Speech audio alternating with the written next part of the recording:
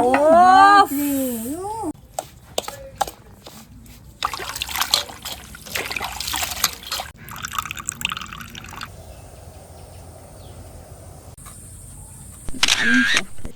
সামনেই তো 15ই আগস্ট ভারতের স্বাধীনতা দিবস, তাই ভাবলাম এইবার স্বাধীনতা দিবসের আগে এমন একটা কিছু বানানো যাক যেটা কিন্তু আমাদের চ্যানেলে একটা স্মৃতি হয়ে থাকবে। তো আজকে যেই রান্নাটা করব এটা বলতে পারেন স্বাধীনতা দিবস স্পেশাল একটা রান্না।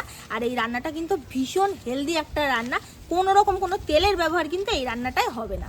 স্বাধীনতা উপলক্ষে আজকে যে রান্নাটা করব আপনারা প্রথম থেকে শেষ অবধি দেখতে থাকুন। আজকের এই রান্নাটা করার জন্য আমার লাগবে 2 বাটি মতো সুজি। তো সবার প্রথমে সুজিটা নিয়ে আমি মিক্সিং জারে দিয়ে দিচ্ছি। 2 বাটি সুজি দিয়ে দিলাম। তো এখন যাই এটাকে একটুখানি ঘুরিয়ে নিয়ে আসি। দেখেন আমারও কাজ দিয়ে গেছে, ধনেপাতা বাছো, পালং শাক বাছো, আমিও সাথে সাথে করি।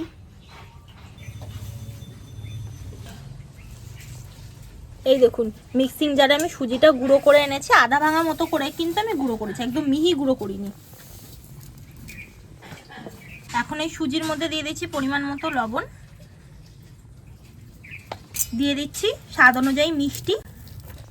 এই রান্নাতে একদমই তেলের ব্যবহার হবে না, কিন্তু তার পরিবর্তে সামান্য একটু আমি বাটার দেবো। এখানে ছোট্ট একটা বাটার নিয়েছি, এটা আমি দিয়ে দিচ্ছি। আমি যেহেতু 2 বাটি সুজি নিয়েছি তাই তার জন্য আমি 1 বাটি মতো এখানে টক দই দিয়ে দিচ্ছি। এখন ভালো করে এটা জল ছাড়াই আমি এরকম ভাবে মেখে নেব।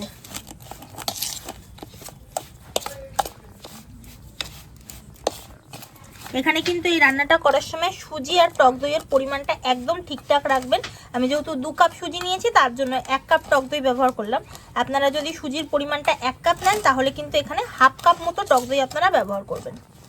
এখন এই সুজিটা এরকম ভাবে রেখে দেবো আমি মোটামুটি 20 মিনিটের জন্য, একটু ঢাকা চাপা দেওয়া থাক।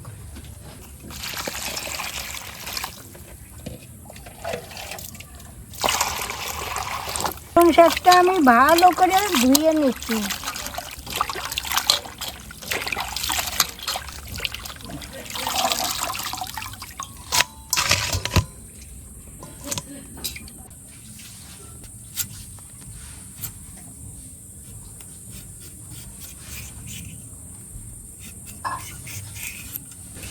এই গাজর খাওয়া কিন্তু ভালো, কাঁচা এরকম ছুইলা দাঁত দিয়ে কটকট কটকট করে কামড়ায় খাবেন, দেখবেন গ্যালেজ বাড়বে, গা এরকম হলুদ রং হবে।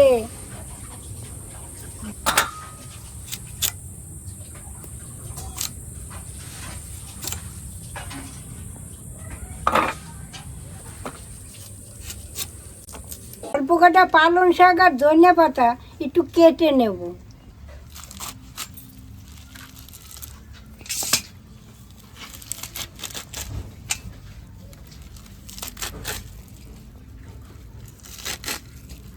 এবার ধনিয়া পাতাটাও কেটে নিচ্ছি।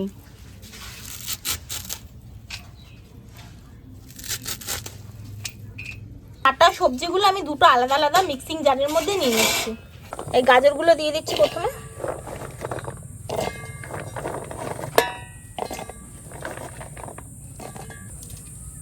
আর একটা মিক্সিং জারের মধ্যে আমি পালং শাক আর এই ধনেপাতা পুরোটাই দিয়ে দিচ্ছি।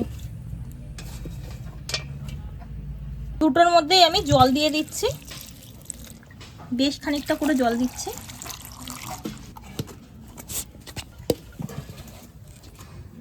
এই দেখুন দুটোই আমি পেস্ট করে এনেছি। তো এখন এগুলো একটা বাটির মধ্যে একটু ছাঁকনির সাহায্যে ছেঁকে নেব, খালি রসটা আমি নেব।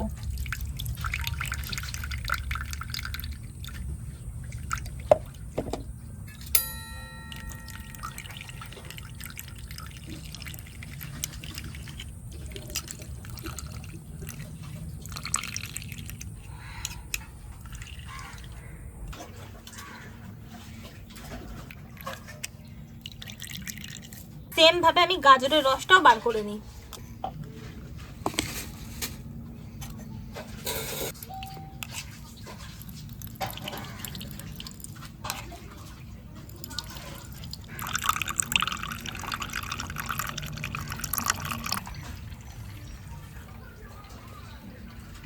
20 মিনিট মতো হয়ে গেছে। এখন সুজির ব্যাটারটা আমি একটু দেখি। ব্যাটারটা কিন্তু আগের তুলনায় অনেকটাই দেখুন শক্ত হয়ে গেছে।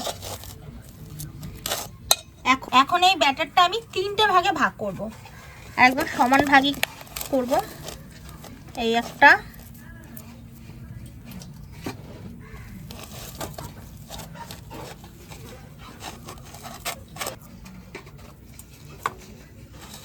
আর এটা এই গামলাতেই থাক। এখন প্রত্যেকটা ব্যাটারেই আমি ওই যেই কালারগুলো বার করলাম, মানে অরেঞ্জ কালার আর তার সাথে সবুজ কালার, এইগুলো মেশাবো। প্রথমে এই গামলাটার মধ্যে আমি অরেঞ্জ কালারটা মেশাই।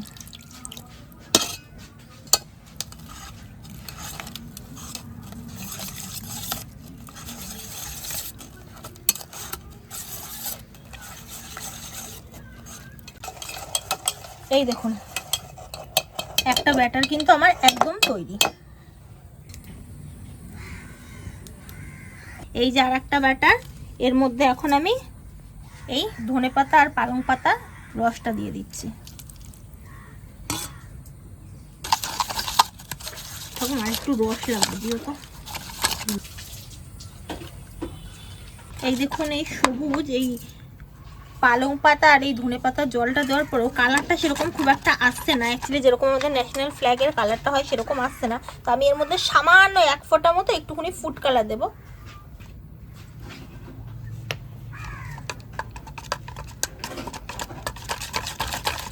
আর লাস্টের ব্যাটারটায় আমি এখানে দুধ দিয়ে দিচ্ছি। এটাকেও ভালো করে আমি মিক্স করে নেবো।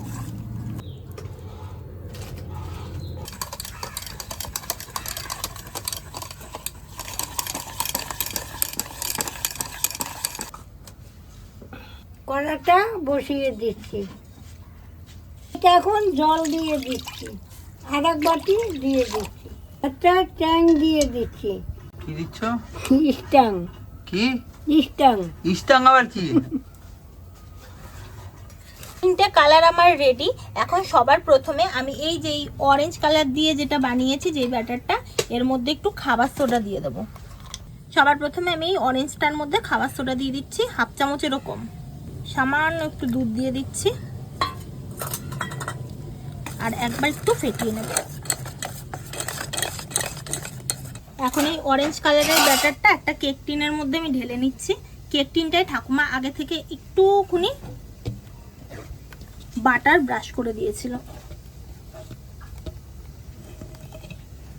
কড়াইতে তো ঠাকুমা জলটা আগে থেকে একটু গরম করতে দিয়েছিল। এখন এটাকে আগে আমি বসিয়ে দিই। এখন ঢাকা দিয়ে দিই একটু, জাস্ট 7 থেকে 8 মিনিট মতো একটুখানি মানে একটু জল জল আছে তো, এটা একটু হালকা টানুক, তারপরে আমি বাকি কালারগুলো দেবো।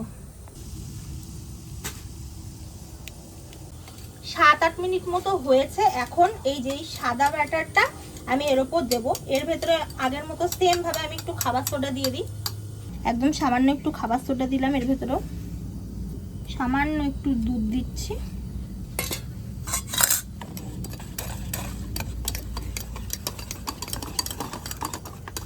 এবার ঢাকনাটা একটু খুলে দেবো।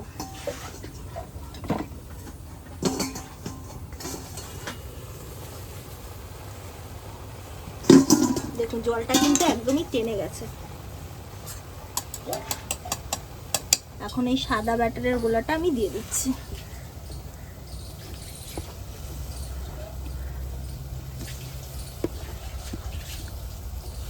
এখন একটা চামচের সাহায্যে আমি চারিদিকে একটু স্প্রেড করে দিচ্ছি।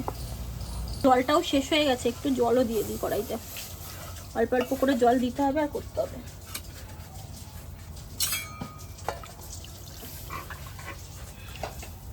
আর আমি আগের মতো ঢেকে দিচ্ছি, আবার 7-8 মিনিট থাক।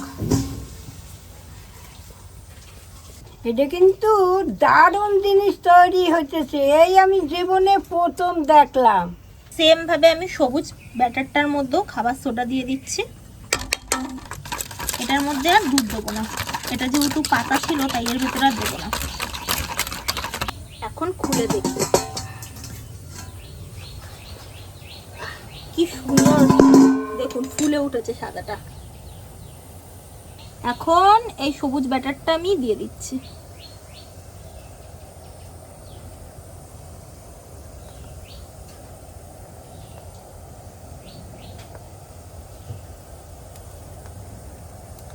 এটা করার সময় বারবার করে কিন্তু জল শুকিয়ে যাবে, অবশ্যই কিন্তু জল দেবেন।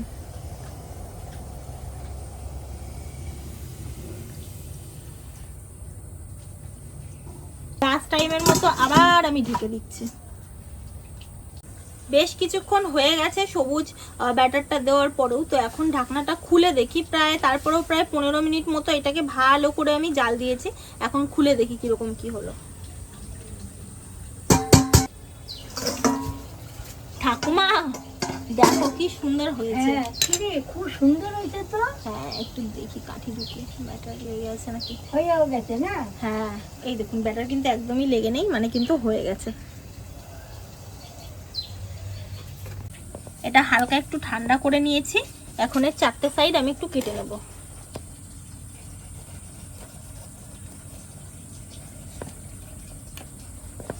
চারটে সাইড খুব সুন্দরভাবে কেটে নিয়েছি। এবার আপনাদেরকে দেখাই চিলি কতটা সুন্দর হয়েছে দেখতে পারবেন।